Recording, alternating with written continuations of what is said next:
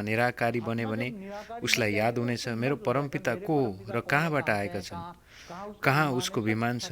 यी सबै साक्षात्कार सुरु हुनेछ र आत्मा आफ्नो आफ्नो विमानमा बस्नेछन्। तर जो आत्मा आत्मस्वरूपमा छन् उनै जो आत्मा आत्मस्वरूप नहीं है वो तो यहाँ उसके शरीरों में तो आग लगेगी। जुन आत्माको आत्मस्वरूप छैन उसको शरीरमा त यहाँ आगो लाग्नेछ, चाहे शाकाहारी होस् या आकारी। सबैको शरीरमा आगो लाग्नेछ। स्थूल 5 तत्त्व पनि जब परिवर्तन हुनेछ, 5 तत्त्व पनि परम तत्त्वमा परिवर्तन हुनेछ र परम लाइटको दुनियाँ बन्नेछ। यो मृत्युलोक अमरलोक बन्नु छ, चाहे अनन्त कोटि ब्रह्माण्ड होस् वा ग्यालेक्सी युनिभर्स सबैमा। बापुजी हजुरको यो कुराले यो प्रश्न खडा हुन्छ कि एक तरफ विनाश, एक तरफ शान्ति हुनेछ। सामुन्ने विनाश हुनेछ, विनाश उपस्थित हुनेछ, देखिनेछ।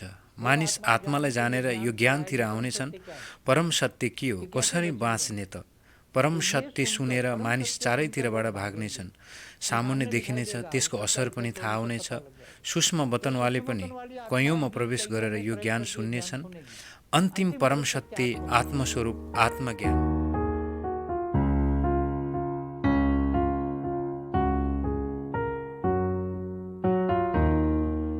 बेहद को परम शान्ति सोचौं, बोलौं, परम शान्ति मिल्नेछ।